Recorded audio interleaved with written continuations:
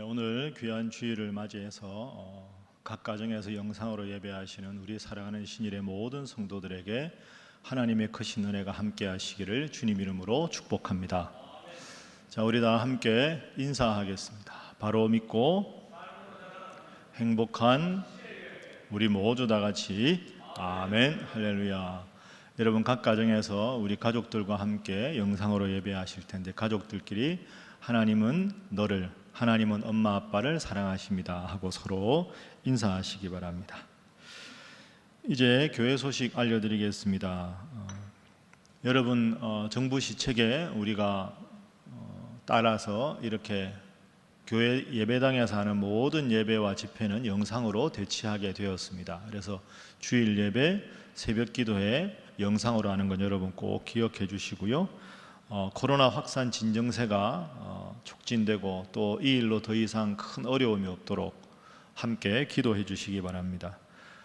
예배를 함께 하실 분들은 교회 홈페이지 주일 설교 영상, 예배 전체 영상, 새벽기도 영상 우리 교회 홈페이지에 참고하시고, 홈페이지 접속자가 너무 많아서 접속이 원활하지 않을 때는 유튜브에서 신일교회 약수동 검색하시고 들어가셔서 함께 하시면 되겠습니다. 그 유튜브 홈페이지 들어가 보시면 우리 신일교회 약수동 치시면 주일 예배, 새벽 기도회, 청년부 예배, 그리고 그동안의 모든 예배와 설교 영상이 모여 있습니다. 참고하시기 바랍니다. 우리가 이렇게 대면으로 함께 신방을 하거나 예배하지 못하지만 각 교구에 긴급한 기도 제목이나 특별한 사항이 있으신 분들은 꼭 교구 목사님들께 알려서 함께 기도할 수 있도록 해주시기 바랍니다. 지난 주일부터 여러분에게 말씀드린 대로 코로나도 코로나지만 수해로 큰 피해를 입은 많은 우리의 이웃들이 있습니다. 그분들을 위한 특별 헌금을 이웃사랑 헌금 봉투에 하고 있습니다. 온라인으로 함께 하실 분들도 이웃사랑 헌금이라고 해서 하시면 8월 31일까지 모인 헌금을 우리 이웃을 위해서 사용하도록 하겠습니다. 서울로의 신학개속 청원 및 신학 입학고시 서류 제출이 있습니다. 관계되신 분들 참고하시기 바랍니다.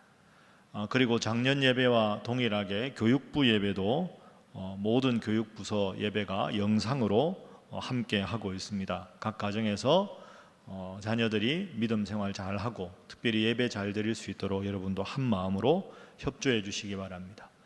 홈페이지에 있는 주보에 보시면 온라인 헌금 안내가 있습니다. 필요하신 분들은 잘 기억하시고 함께 하시면 되겠습니다. 다른 모든 광고 사항은 주보를 참조하시기 바랍니다.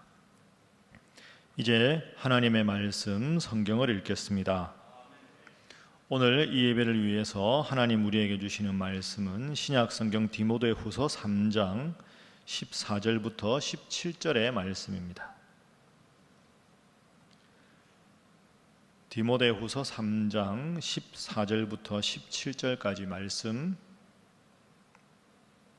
우리 다 함께 4절의 말씀을 한 목소리로 봉독하겠습니다.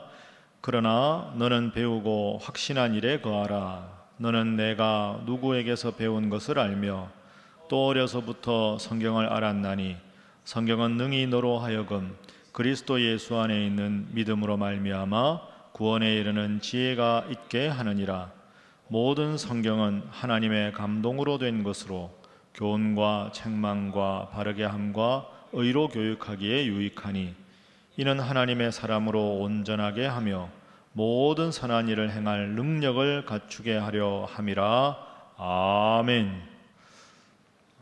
한 교회에서 실제로 있었던 일입니다. 그 교회에 한 여집사님이 계셨는데, 그 여집사님의 댁에 이제 교구 권사님과 교구 목사님께서 신방을 하시는 날이 되었습니다. 그날 아침부터 열심히 그 여집사님이 댁을 다 청소를 했답니다. 청소를 다 하고 좀 기다리니까 이제 권사님과 교구 목사님께서 그 댁에 신방을 오셨습니다. 신방 가서 잠시 목사님이 이제 기도하시고 이제 함께 그 가정을 위해서 예배를 드리게 됩니다. 거실에 이제 이렇게 옹기종기 모여 앉아서 예배를 드리는데 그 집에 어린 딸이 있었습니다. 그래서 그 엄마가 딸에게 이렇게 말하는 겁니다. 얘야, 우리 거실에서 예배 드려야 되는 거 알지? 안방에 가서 엄마가 제일 아끼는 책만 좀 갖고 나와라. 이렇게 이야기했습니다. 엄마가 제일 아끼는 책을 안방에서 갖고 나와라. 그러니까 딸이 내 엄마 하고는 안방으로 쪼르르 달려 들어갔습니다. 여러분, 그 여집사님은 그 딸에게 안방에서 제일 있는 책 중에 제일 아끼는 책을 갖고 와라 하면 무슨 책을 갖고 오길 기대했을까요? 당연히 성경책입니다. 그런데 내 엄마하고 쪼르르 달려간 그 딸이 책을 가지고 나오는데 성경책보다 훨씬 얇아요.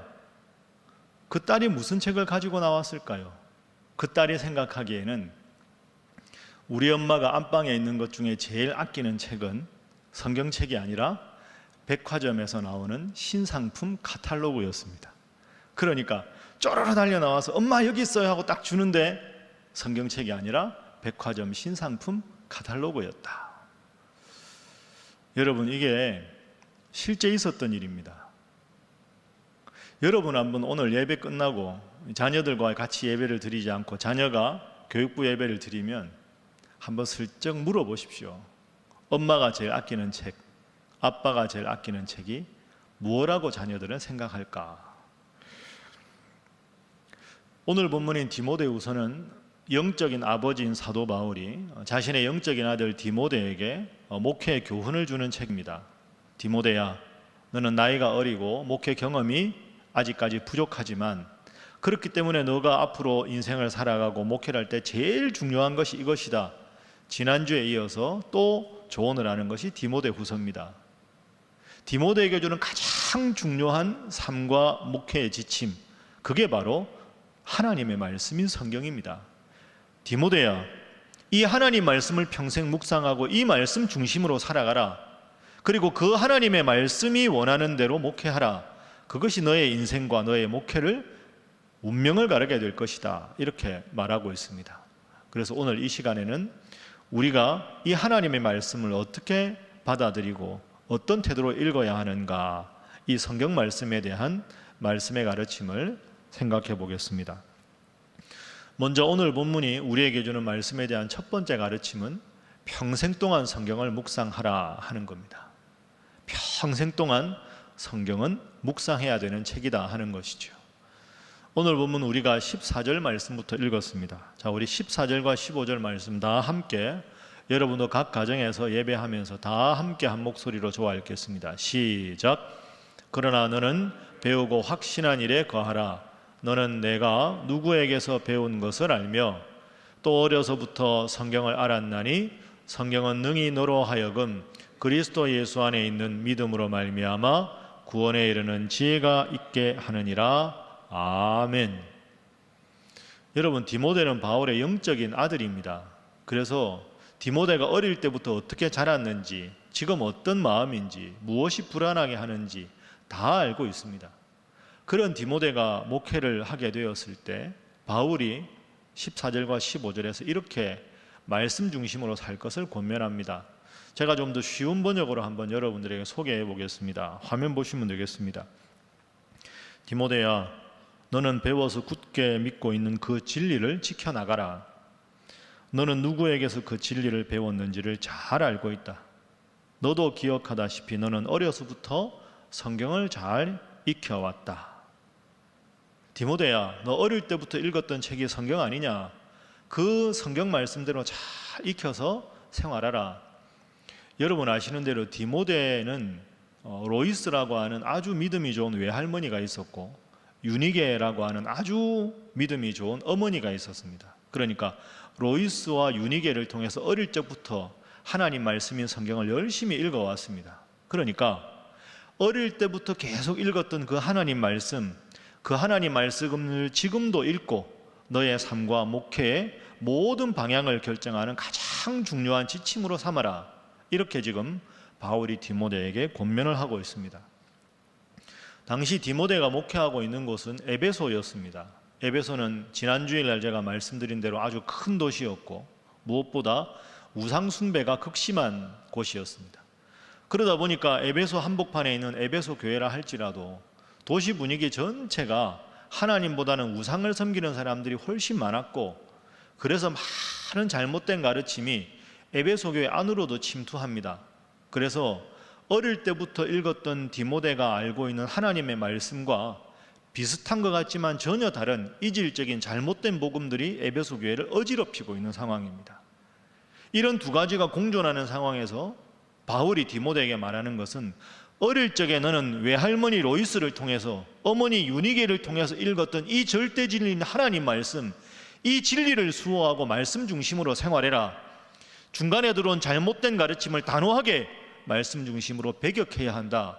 그리고 그것을 성도들에게 가르쳐서 이 말씀이 삶의 지침이 되도록 해야 한다. 이것이 디모데에게 주는 바울의 중요한 교훈입니다. 그렇습니다.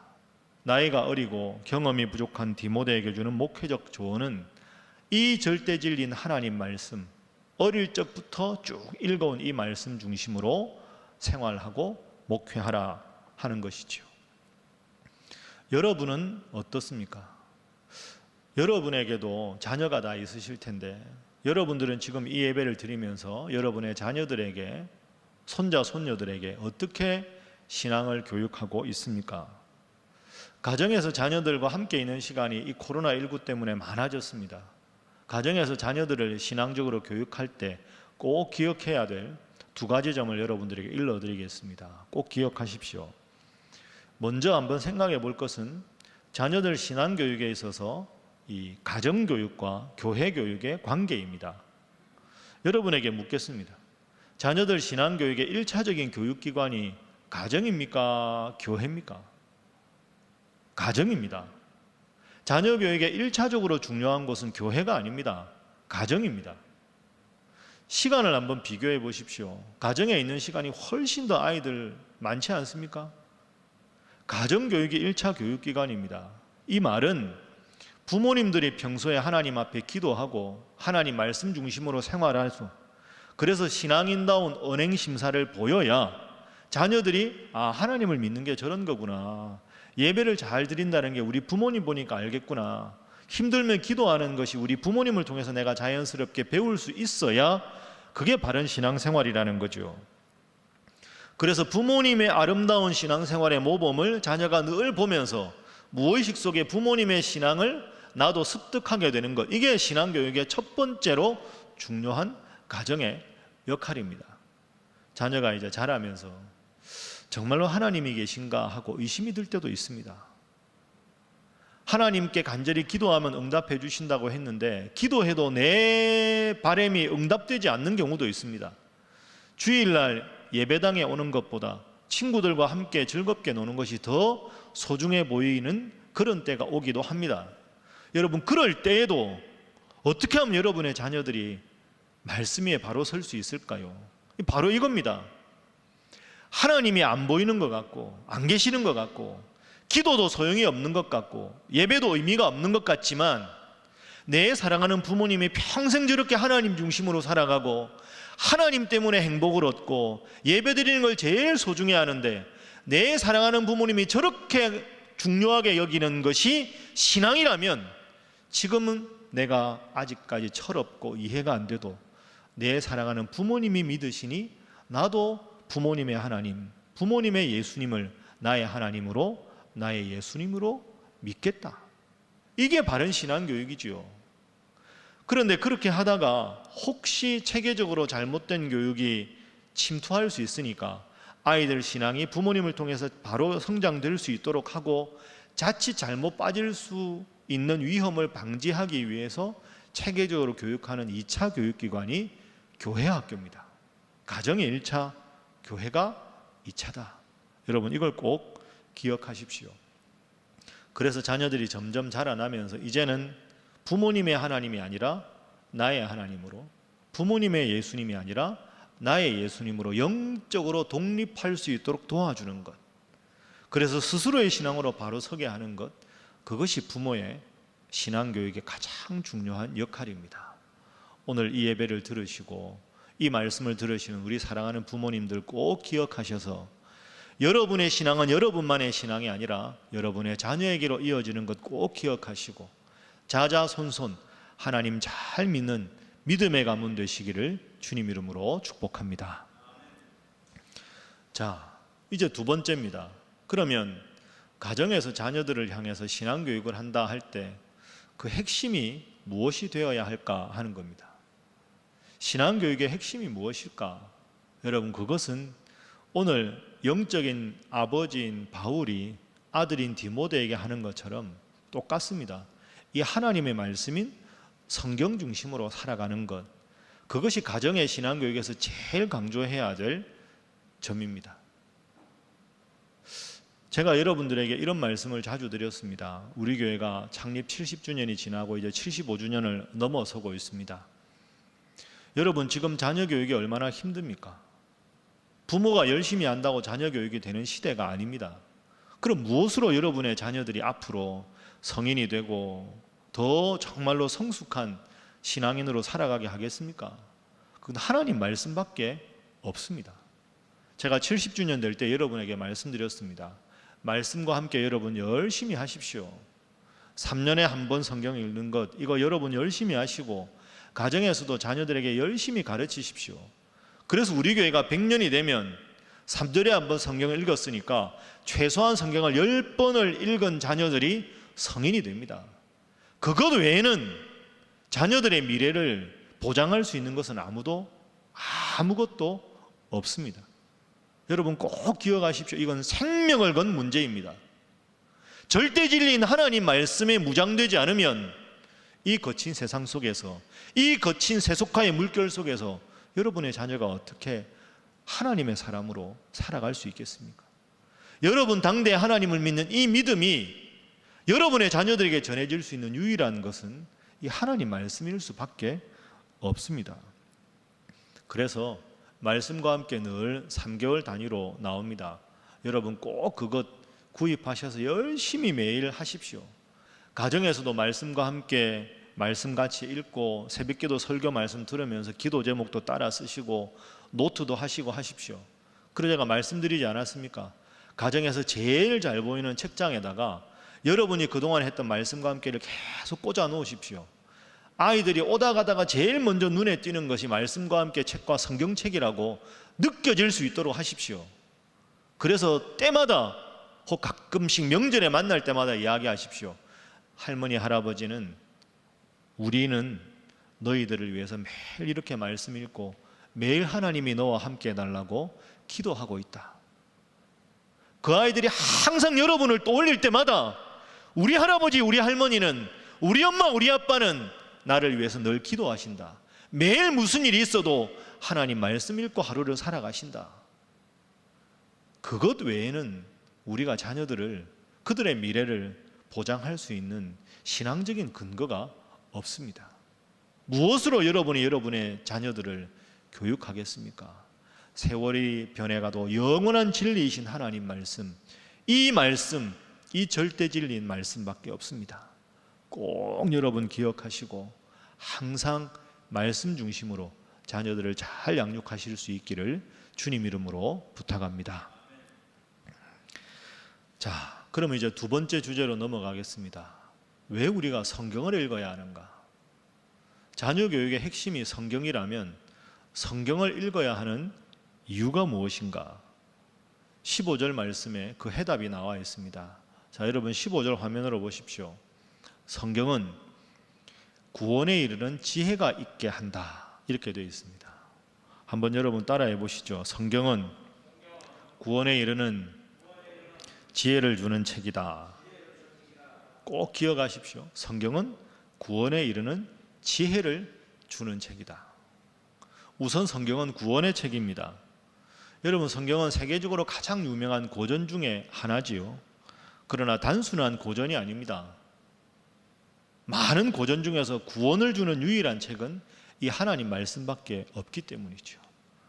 그리고 이 성경은 참 오묘한 책입니다. 초등학교도 아직 못 나오셔서 글을 떠듬떠듬 읽는 할머니가 읽어도 구원에 이르는 책이고, 아무리 세상적 지식이 많은 박사 학위를 여러 개 가진 분이라 해도 이 말씀의 깊은 의미를 다 깨달을 수가 없습니다. 읽으면 읽을수록 오묘한 책, 구원을 주는 책이 바로 이 성경입니다. 그래서 이 구원의 책인 성경은 단순하게 나의 교양을 위한 책이거나 지식을 얻어서 학교에 들어가고 직장에 입사하기 위한 책이 아닙니다. 읽으면 읽을수록 귀한 책, 수없이 평생토록 읽어야 하는 책입니다. 다 아시는 내용이지요. 그러나 우리가 너무 익숙해서 이 말씀을 의외로 등한시하는 일이 많습니다. 진리의 책, 이 성경 말씀 평생 가까이 하시기를 주님 이름으로 축복합니다. 그리고 구원은 지혜의 책입니다. 구원에 이르는 지혜를 주는 책. 여러분, 성경은 지혜의 책이고 세상적인 배움은 지식이라고 할 수 있죠. 우리가 학교를 다니면서 배우는 모든 교육은 사실은 지식 교육입니다. 지식 필요하지요. 세상의 변화에 대해서도 알아야 되고요. 우리가 어떻게 행동해야 될지도 알아야 합니다. 이렇게 세상이 급변하니까 우리가 많은 지식을 가져야 합니다. 그러니까 더 성숙한 삶을 살기 위해서 변화되는 시대를 알고 변화되는 상황을 정확하게 알려면 수많은 지식을 습득해야 합니다. 그래서 세상의 지식은 습득하는 지식의 양이 많아야 합니다. 그러면 성경은 오늘 본문에 보면 지식의 책이 아니라 지혜의 책입니다. 지혜라는 단어는 그 근거가 하나님으로부터 오는 겁니다. 지식은 내가 판단하고 내가 행동해야 되기 때문에 근거가 나일 경우가 지식이 되는 것이고, 지혜는 그 근거가 하나님일 때 지혜라고 합니다. 지식과 지혜의 관계에 대해서 여러분 잘 아는 말씀이 있습니다. 잠언 1장 7절 말씀 우리 함께 한번 읽어보겠습니다. 시작. 여호와를 경외하는 것이 지식의 근본이오늘 미련한 자는 지혜와 훈계를 멸시하느니라. 아멘. 여호와를 경외하는 것이 지식의 근본이다, 이렇게 말씀합니다. 그럼 우리가 이렇게 정리할 수 있겠죠. 지식은 나로부터 오는 것이고 지식의 근본인 지혜는 하나님으로부터 나오는 것입니다. 지식은 나와 연관된 것이고 지식의 근본된 지혜는 하나님으로부터 나온다 하는 거죠. 여러분, 시편 1편에 보면 시냇가에 심겨진 나무가 있지 않습니까? 시냇가에 심겨진 나무는 자체적으로 물을 생산하지 않아도 뿌리가 시냇물에 닿아 있기 때문에 아무리 가물어도 끊임없이 시냇물을 통해서 양분과 물을 섭취해서 푸르게 많은 열매를 맺을 수가 있습니다. 그러니까 세상적 지식은 아무리 많아도, 물통에 물이 아무리 많아도 1리터짜리 물통이 있고 10리터짜리 물통이 있으면 10리터짜리 물통에 있는 물이 많은 것 같지만 그 물은 다 소진하면 더 이상 물이 없는 겁니다. 중요한 건 파이프로 심정, 물의 근원과 연결되어 있으면 수도꼭지를 틀기만 하면 100리터, 1000리터, 10,000리터 얼마든지 나올 수 있는 거지요. 세상적인 지식은 근거가 납니다. 끊임없이 양을 많게 하더라도 한계가 있을 수밖에 없는 겁니다. 여호와를 경외하는 것이 지식의 근본이다, 지혜다 하는 것이죠. 하나님 앞에 기도하고, 하나님, 이 상황에서는 어떻게 말해야 할까요? 하나님, 제 인생에 이런 어려움을 만났습니다. 어떻게 하는 것이 하나님 뜻에 맞는 일입니까? 저에게 깨달음을 주십시오. 짧은 나의 판단과 적은 나의 지식의 양에 의존하는 게 아니라 하나님께 나의 영혼의 숨을 맞대고 하나님으로부터 오는 지혜를 얻고 살아가는 것, 그게 바로 인생을 가장 바르게 살아가는 길이지요. 그래서 성경은 지식을 축적하는 책이 아니라 하나님의 지혜를 구하는 책입니다. 이 성경은 구원의 책이면서 지혜의 책이다.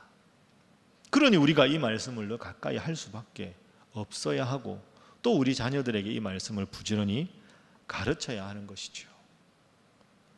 그리고 여러분, 마지막으로 성경은 일상에도 도움을 주는 책입니다.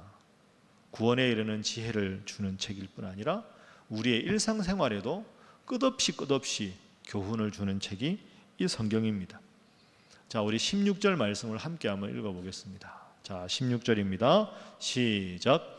모든 성경은 하나님의 감동으로 된 것으로 교훈과 책망과 바르게 함과 의로 교육하기에 유익하니. 아멘. 교훈과 책망과 바르게 함과 의로 교육하기에 유익한 책이 성경이다. 이 말씀은 성경은 우리에게 구원에 이르는 책일 뿐 아니라 우리의 일상의 삶에도 큰 도움을 주는 책이다 하는 겁니다. 화면에 보이는 저 4가지 중에서 먼저 교훈과 책망, 이 교훈과 책망은 이론적인 겁니다. 그래서 교훈은 성경에 대한 바른 지식을 얻는 것이고요.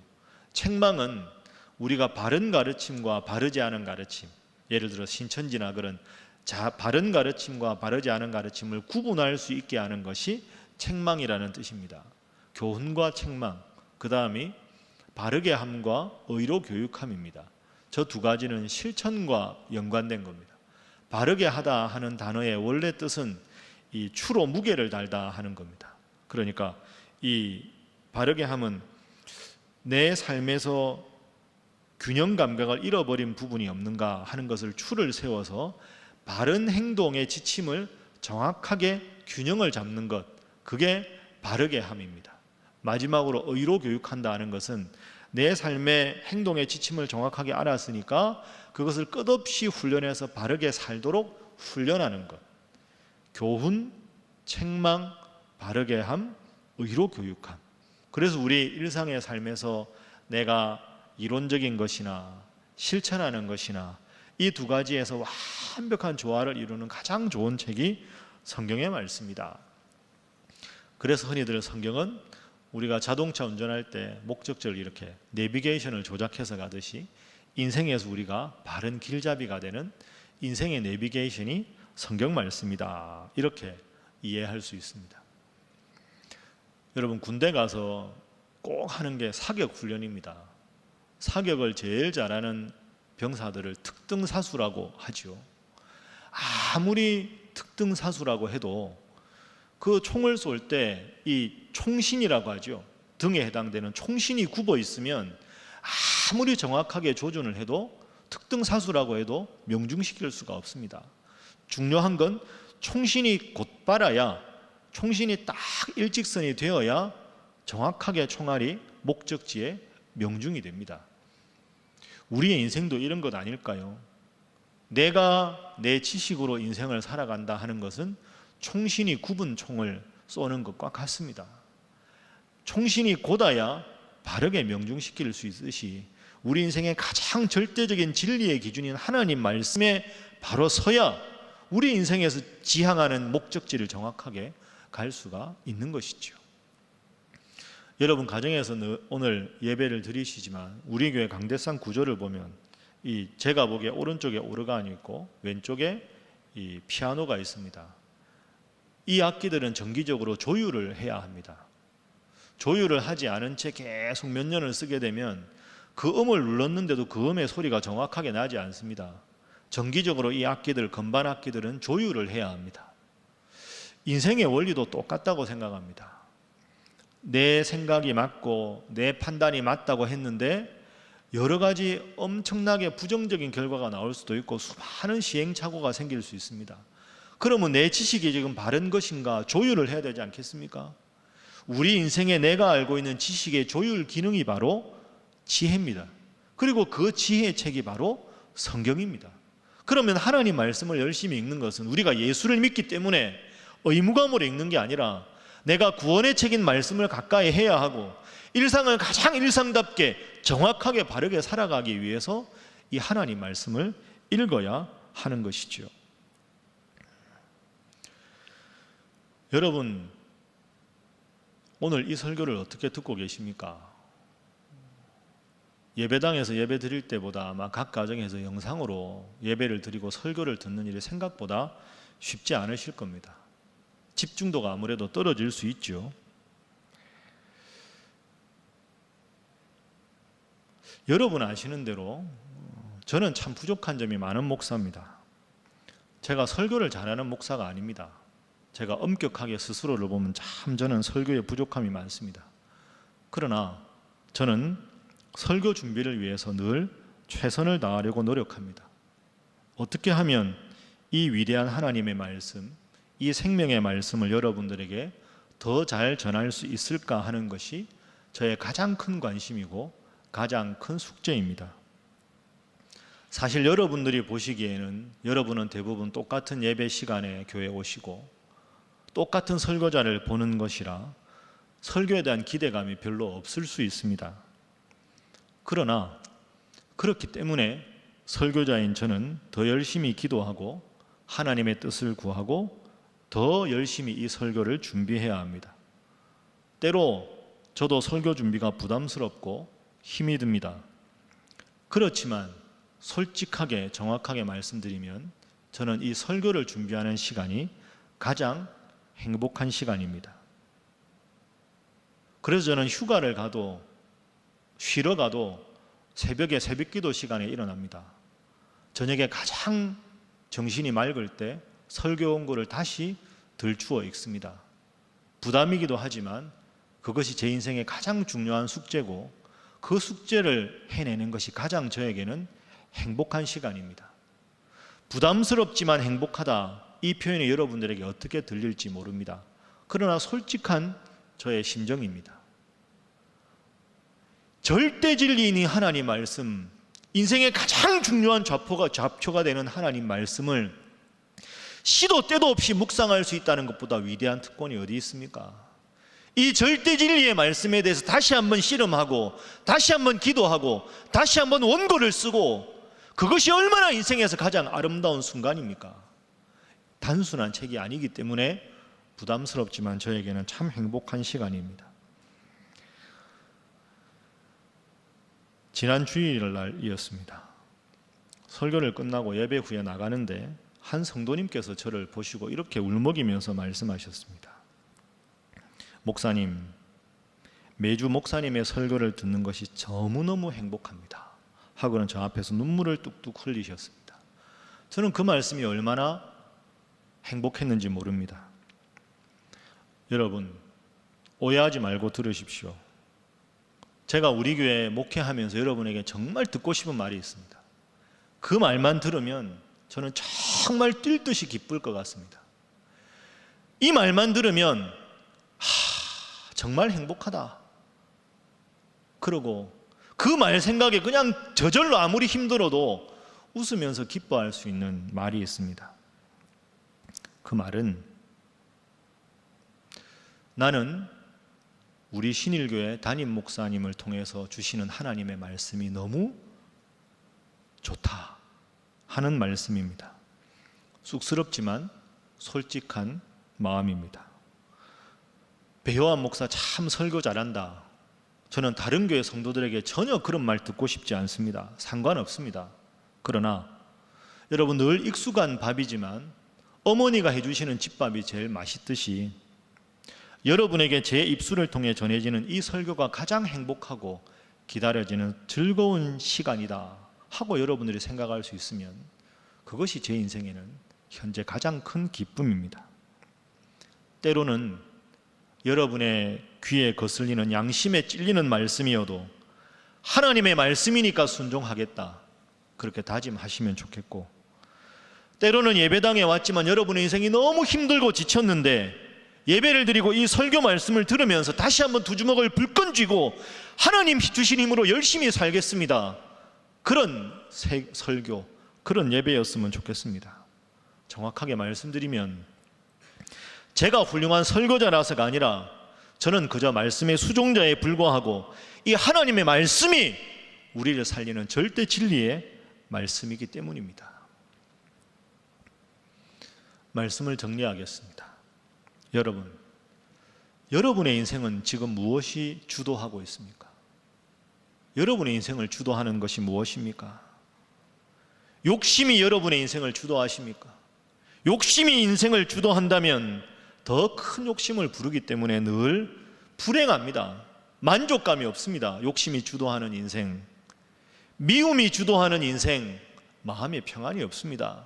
끝없이 불안합니다. 열등감이 주도하는 인생을 살아가는 사람들도 많이 있습니다. 끊임없이 누군가를 부러워해서 마음의 평안이 없고 시샘만 있습니다. 자포자기하고 싶고 짜증이 가득한 인생입니다. 남의 눈치를 보면서 주도하는 사람들이 있습니다. 끝없이 열등감에 시달리기 때문에 눈치 보고 자신감이 없습니다. 여러분에게 묻습니다. 여러분의 인생은 지금 무엇이 주도하고 있습니까? 여러분의 인생을 주도하는 가장 중요한 한 가지가 무엇입니까? 우리가 하나님을 믿는다면 하나님이 내 인생을 주도하신다. 내 인생을 주도하는 가장 중요한 근거는 하나님이시다. 이게 우리의 고백이 되어야 하지 않겠습니까? 그래서 힘들고 어려울 때마다 하나님 앞에 기도하고 인생의 좌표를 설정할 때마다 이 말씀 중심으로 살아가는 것, 그것이 우리에게 주신 의무감이 아니라 특권이 아니겠습니까? 보이지 않는 하나님이 어떻게 우리 인생을 주도할 수 있습니까?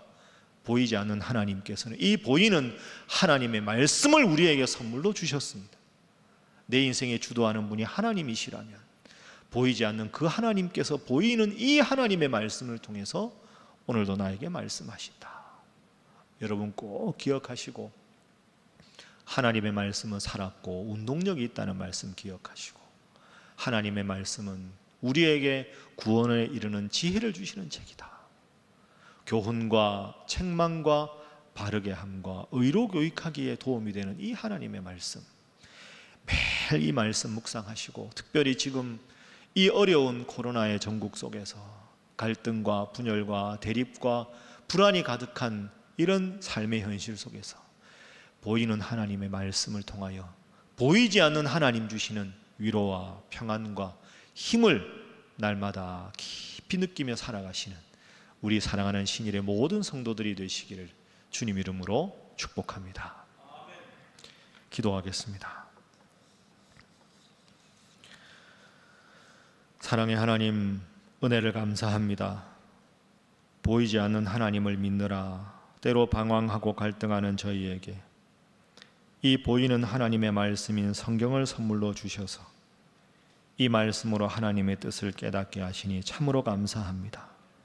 하나님, 같은 하나님을 믿어도 전혀 다를 뿐 아니라 서로를 정죄하는 시대에 저희가 살아가고 있습니다. 이 땅의 백성들은 코로나로, 수해로, 여러 가지 어려움으로 힘들어하고 있는데 이 땅에 많은 하나님을 믿는다는 성도들과 교회들이 바로 서지 못하고 분별하지 못하여 갈 바를 찾지 못하는 시대가 되어버렸습니다. 위대하신 하나님, 절대 진리이신 하나님, 이럴 때일수록 저희로 하여금 저희의 판단과 저희의 삶과 이 땅의 도덕과 이 사회의 바른 방향의 모든 기준을 오직 이 하나님의 말씀인 성경에 두게 하셔서 말씀의 권위가 바로 섬으로 각 개인과 가정과 교회와 나라가 바로 서게 하여 주옵소서. 주님, 우리를 불쌍히 여겨 주옵소서. 주님, 우리를 불쌍히 여겨 주옵소서. 예수님의 이름으로 기도하옵나이다. 아멘.